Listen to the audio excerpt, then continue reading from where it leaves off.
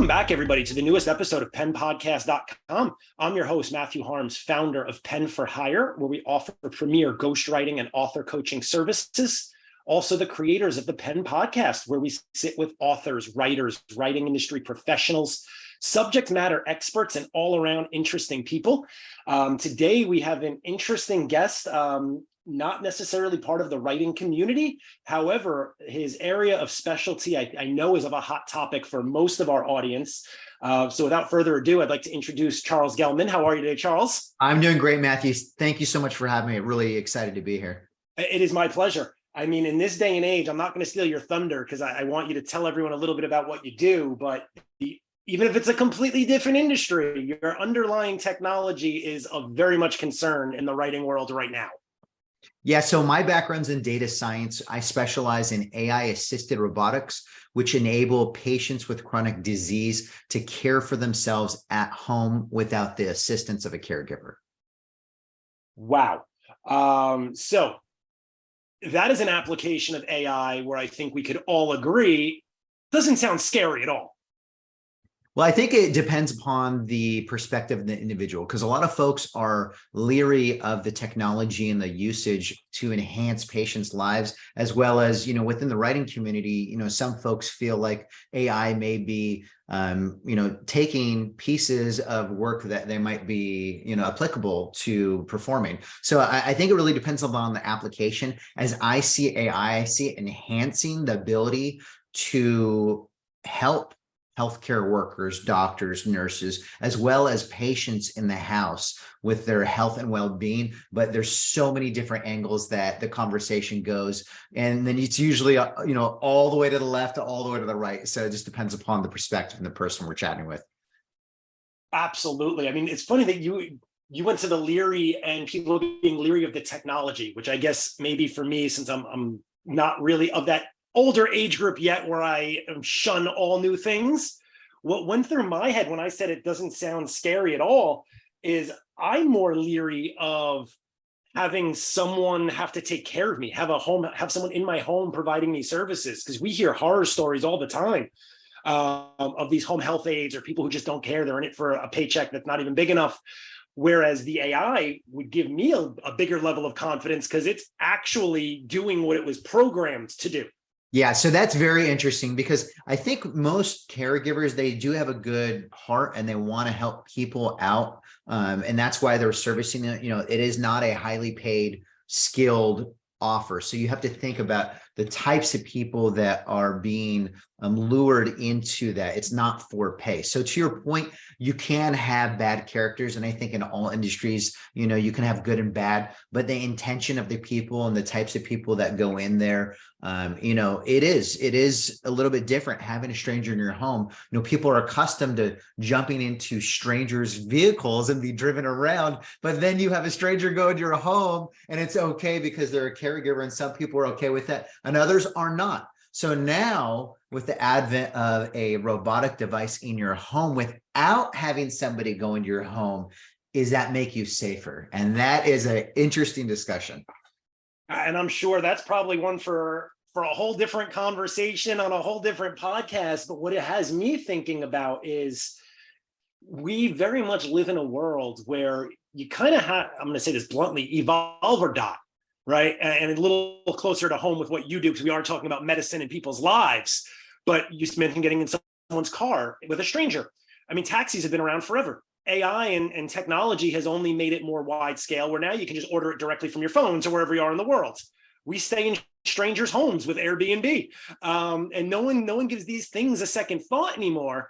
But then you have something like this where, going back to your point of hopefully most caregivers do have a good heart. They're not just doing it because they needed a job, but even doctors and trained, skilled caregivers, how many people can they help a day? Yeah, it's limited. People are limited by the two hands and the 2 feet and the one heart that they have to care for those individuals one-on-one. And healthcare is a very one-on-one type of interaction. And the one brain, right? Because these are the folks who have to be making these decisions sometimes in real time. And any slight mistake can result in catastrophe. If you have a proven system that's governed by, let's be honest, machines don't make mistakes. And if they do, not nearly at the rate we humans do. Yeah, well, humans are imperfect. We can do the best we can. And also, it's quite overwhelming for doctors, nurses, and pharmacists to be able to retain the amount of knowledge to understand all the different disease states for all the different variables that exist within a person, because they have to look through so much information. It's not just the assessment when they see you with their eyes and ears and their brain and their hands, and they do that physical assessment, but there's laboratory work, there's history, there's family history. There's a slew of clinical information that's always being pushed out. It's almost impossible and unreasonable to expect a clinician to understand the wealth of information that's out there. I'm going to use that not to say the two are equal in any way, but I'm going to use that as my segue to some of the notes I've been taking here about what our audience is probably concerned with when it comes to AI. Right. From that application, there's this belief that these AI programs are either going to make writers obsolete, they're going to steal their work. And I guess there's always that concern, right? Much like you have the concerns with bringing a robotic AI into your health situation. But there's only so much knowledge any human brain can contain on anything, right? So if I'm a writer, how many different time periods, if I'm writing historical fiction, or how many different professional subject matters can I be completely versed on without suffering somewhere? It's impossible. And up until now, people have used Google, right? No one's ever had a problem with Google. Writers joke like my Google search history would get me arrested, but we'll Google anything and we'll use what we find in our writing. This is where I love this conversation with introducing the AI as a friend and not necessarily something to be leery of. Yeah, I'll give you an example here, because the way I see it is AI enhances one's ability to perform better, right? So if you are average, maybe you go from average to good. If you're going good, maybe you go from good to great. But from a clinician standpoint, there's only so much you can learn in medical school. There's only so many clinical studies you can retain. And that knowledge is how you treat patients. But what if there's a way to treat people better, or actually enable them to treat themselves like you would in a hospital, but in the comfort of their home, without having a doctor, a nurse, and pharmacist one-on-one with them? That completely alters the future of how we live and care for ourselves.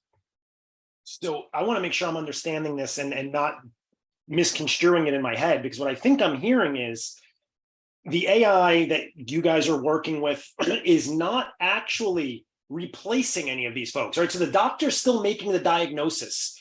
The prescription is still being issued by a human being. It's still being filled in a pharmacy. It's just being monitored and optimized by the AI system. Well, think about it right now, what's happening. Right now, you step into a hospital, you step into the clinic, that's a sterile environment where you have a doctor, nurse, or pharmacist. You enter as a patient. Most patients are either distraught or they have something going on. So they don't have the ability to communicate exactly what's happening with them at home. But 99.9% of the time is spent at home. So you have that one interaction between physician and patient, and that's very short. And doctors are pressed for time. So you have that little interaction. They may or may not know what's going on. And then you're at your home by yourself. There is no person supporting you, because there is no doctor going to your home like it used to be. There is no nurse going to your home. It's you. Right. And the old school model is, if you suffer any side effects, let us know, right? Yes. There's room for improvement is what I'm saying. Well, 100%. I mean, I was actually, again, I'm not the norm, but even as you were talking about entering into this sterile environment, I steer clear of doctors by as much as humanly possible, because I almost feel like every time you go to a doctor's office or an emergency room, you wind up sicker than you were when you walked in. Yeah, I think it depends upon, where you're going and who's serving you, right? Because it's a real personal interaction that occurs. Yeah, I mean, if you're in an emergency room with 100 other people who are all ill.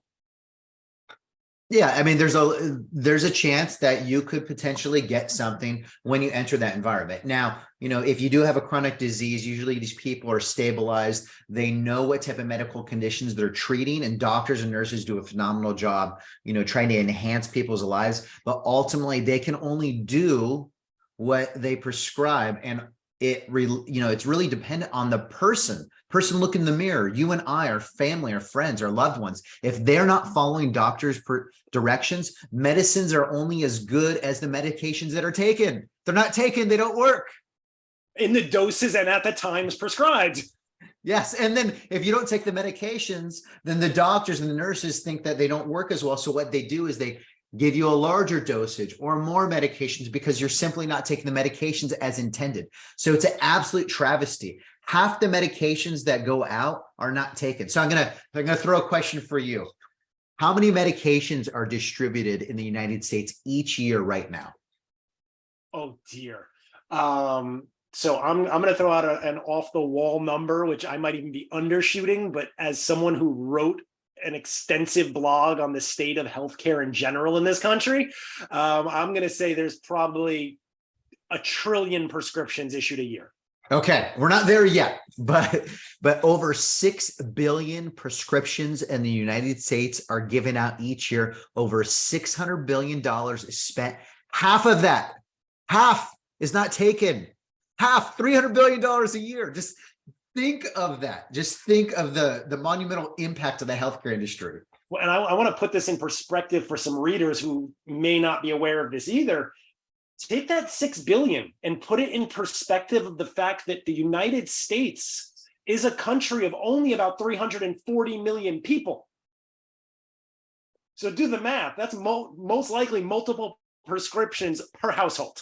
25% of the US population has chronic care disease and takes over 3 medications each. So 25% of the population has chronic disease and takes 3 or more medications every single day for the rest of their lives. Let's call that 90 million people. That's pretty staggering. It's a lot of folks that continue to struggle with their medication intake. So now let's back it up a little bit. Let's unfold the story. So you have 3 pillars of health, one being diet and nutrition, which there's a big industry behind that. A lot of people, really focus their energy, but they struggle. 2 is exercise and mobility. So if you're challenged with diet and exercise, number 3 occurs, which is medications. So if you're challenged with number 1 and 2, what do you think is going to happen with number 3? Yeah. And it's funny, I kind of started writing something down to make sure I didn't forget.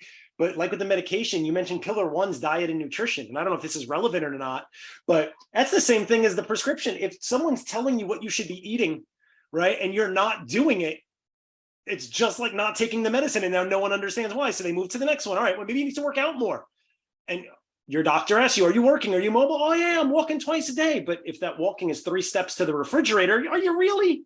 Yeah, so this is the interesting component, and this is not for all people that have chronic care disease, not everyone's in this trajectory. It's always good to exercise and eat right, and I don't think anyone's going to dispute that. But if you're struggling with your medications, those drugs are either to stabilize you or to improve you. And we used to joke around a long time ago that, if you take a medication, it'll actually improve your condition. And there are medications right now with heart failure that actually do a thing called heart remodeling. It improves the function of your heart over time if you simply take the medications. So just think of the impact. We did a study in a community in Northern California, in Monterey, and it was with patients that had heart failure. And we proved the improvement of their hearts by simply taking the medications as intended. And we had a 80% reduction in hospitalizations and a 70% reduction in the cost of care simply by people taking their medications. Wow. What does that mean on an economic level for every taxpayer in this country? You're talking about a $4 trillion industry. 4 trillion. 1 out of $5 is spent on healthcare right now. Imagine if we drastically reduce the cost of care for everybody, improve their health and wellness at home. Maybe people can live their lives the way that they want to instead of worrying about these other issues on the side.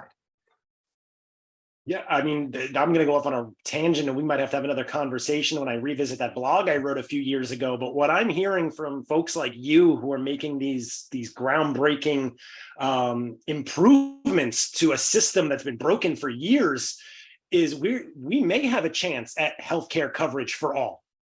I think that we can dramatically shift, and they call this health equity within the community, where you have a standard of care at home for everyone that's available, and you can raise the bar. It's not dependent upon your education level. It's not dependent upon your socioeconomic level or your geographic area. You can create a level playing field for all and raise everybody to a bar where people will feel that better at home and utilize less of these high cost services. Wow. I love this. I'm so glad we dove into this, just because beyond even writing, I mean, this has so many implications. And I'm sure there's some people sitting here thinking, especially on the writing side, like, okay, none of this means anything to me personally. I'm still worried I'm going to lose my job. At no point in our conversation, Charles, did I hear you say that this technology is going to eliminate any of the professions we spoke about. There's not enough people. There's a labor shortage. There continues to be labor shortages. I'm going to throw this back to your audience. Like, how many caregivers in the United States do you think there are right now? There's 340 million people in the United States. How many are caregivers? Oh man, I'm not even going to attempt to answer that. But what I will say before you give us the answer is, if you've ever picked up the phone to make an appointment to go see your primary care doctor and been told the next time they can get you in is 2 weeks from Sunday, or like, yes, I called to make my biannual dentist cleaning appointment. I got an appointment in October as the earliest possible one. So I'm going to hazard to say less than 25% of what we need. 40 million caregivers in the United States. 40 million people help their friends, their family, and their loved ones right now. And many of these people are unpaid. So 10% of the population. Think of the magnitude of the issue and the challenge. And that's just the United States. In Japan, a third of their population is over 65. A third of the population. We need assistance in the home to help enable us to care for ourselves versus being dependent on others. Because once you're dependent on others, the mental stimulation, the independence, the freedom, that all goes to naught. So there is a way that AI can enhance our future, and everybody that's listening to this conversation, if they're a writer, if they're a good writer, if they're a great writer, there's ways to leverage AI to enhance the product that they deliver, because there's only so much the human mind can grasp or search for. And this is just a better, faster way to enhance what you do right now. And we all need to alter the way that we think. There's going to be the people that use it and leverage it, and there's going to be the ones that don't. And there are two different trains. Well, and the ones that don't, unfortunately, are the ones that are creating a self-fulfilling prophecy of being eliminated. It's going to be a struggle. And there's some very exceptionally talented writers and people in all different professions that will do well. But there'll be the other folks that maybe are doing good, and now they're at the exact same level of those people that were the all-stars. Yeah. For me personally in my writing, I think I've shared this once, or I've shared it with my clients. I love AI for thought generation, right? If I want to if I'm writing a blog or whatever, a series of things for somebody, I'll go to the AI and ask it, what are the top 10 issues with corporate greed? See what it spits out. 5 of them may be really good talking points that I'm going to use. 3 of them I may need to investigate a little further. 2 of them are complete trash and I don't know where it came from. But it's still taking me as the professional to use that tool to help speed up the ideation process. Mm-hmm. Much like for a historical fiction writer. I remember when I wrote my first unpublished, because I realized it was not as good as I thought it was, fantasy novel, how much time went into researching what medieval castles looked like and all of these different aspects, where now an AI can say, hey, what did the inside of a 13th century castle look like? And let it describe it for me. And then I tweak it and turn it around in my own words and put my characters in there. Mm-hmm. Yeah, I think that's a perfect example of how to enhance your discovery process and also your ability to execute, because the brainstorming, that's the great thing, is that you may not have thought about it, or you may have not come through with your specific research. And from a medical perspective, there's so much different data from so many different sources. It's too complicated to expect somebody with a short period of time to be able to grasp all that information for all the different patients they have. But if it's suited for them based upon what's happening on a real-time basis, it's much different and much easier to package and then, get better outcomes. Yeah. And I mean, what I'm seeing here, just thinking to some of my own elderly family members who are on a ton of medications, and sometimes hearing conversations like, oh, it took 3 months to find out this medicine wasn't working and they switched it. It sounds like what you have here would figure that out in much quicker time and help that person getting back on track. Yeah, the goal is to be able to stabilize folks that have chronic care disease. But what's interesting, and I'm not going to ask the question on this one because I think your audience is going to be interested in this, is about a third of the population is under 65 that has chronic disease. So it's not just your grandparents or your parents that have these. People in their 30s and 40s have cardiovascular disease. We have a lot of folks that have type 2 diabetes. There's other conditions that impact diabetes. So these are the robotics devices are meant to alter people's behaviors and do it in a way where they can follow these prescribed regimens to get better outcomes, to stabilize themselves. And that's important because we want people living their lives. So if let's say they're a writer, right? Let them write. Let them do what they're going to do. Let them not be in a hospital bed or laid up in the room worried about tomorrow. Let them live today. And the longer people live at a higher quality of life, the more people are available to work in whatever their chosen field is. Correct. Yeah, it's just this giant circle of the machine is not your enemy. The fear of the machine or the resistance of the technology is where people get into trouble. Mm-hmm. Yeah, if you look at the history of computers and technology, there's always some folks that are skeptics or fearful of the next evolution of the what ifs. When the web came into creation, people were concerned about the web or Y2K or any of the other, things of that time. And I think we're just at a point where the AI revolution is really starting to take hold. So you can either embrace it or you can fear it, and then you'll be left behind.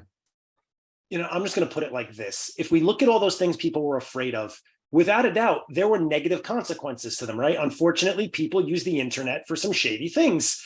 People use their cell phones for some shady things, but it's no different from your car or anything else that you may, this pencil, if I wanted to, I could do something bad with it. It's not the technology, it's how we use it and how we, I guess, as a community, come together and set those standards of use. Agreed. I also think it depends upon the individuals. And, I believe in the good of people. I believe that people want to do the right thing. Now, you'll have some nefarious characters in the background, and that's fine. But the majority of people, their intent is good. So if their intent is good, we can elevate society as a whole by leveraging these technologies. And that's what's so exciting about it. Yeah. Oh my goodness. I love it. So hopefully everyone listening has been able to at least take away the nuggets I was looking for in terms of don't spend your time fighting AI. Because there's some writers I've seen spend more time writing about the negatives of AI than they do spend work on their own projects, which again is going to make them obsolete. You can't fight it. It's here. Like, it's not going to go away. Yeah. I think the future is bright for the ones that embrace. And I think if you look historically, that's for everybody. That's for everybody that's embraced the new technology and really driven it, because technology evolves over time. You can always bet that there's going to be something new that's going to hit the market later. And the ones that evolve and the ones that adopt are the ones that ultimately surpass all the people of yesteryear. I'm going to make one final analogy, but I always laugh at it. Think about the light bulb, right? How many people were like, oh no, what? whatever the countless arguments were, but no, you'd rather have the candle in your house that could burn the whole thing down. And the light bulb over the past couple hundred years, how many times has it been improved, right? To what we have now with LED lights, solar lights, but that one technology kind of birthed everything else we have. If people didn't embrace it, we wouldn't be on the Zoom meeting right now because we'd have no way to power the computers. Yeah. Yeah. We don't know what we don't know, but what I know is that technology and people will continue to advance and evolve over time. So we can either, adopt that and embrace it or not. And that's perfectly fine. Yep. Everyone's got to make that decision for themselves. Charles, I really enjoyed our conversation. If anyone wants to get in touch with you to talk more, either specifically about what you do and how that technology may be able to help them in their personal lives, or just AI in general, what's the best way for people to find you? Yeah, so please visit our website at HiDO Health, HIDO health.com, or go on YouTube. You can query HiDO, HIDO Health, and there's plenty of videos about what we do and how AI-assisted robotics can enhance patients' lives at home. Incredible. So hopefully everyone at home caught that. If not, we're going to get it in the show notes because you just spent this time with Matt Harms and Charles Gellman talking about all things AI. We appreciate you tuning into the show and always appreciate when you support our guests. So definitely head over to HiDO Health, follow on social media, and we will catch you all in the next episode. Charles, thank you again so much for being here. Okay, thank you, Matt. It was lovely being here. It's my pleasure.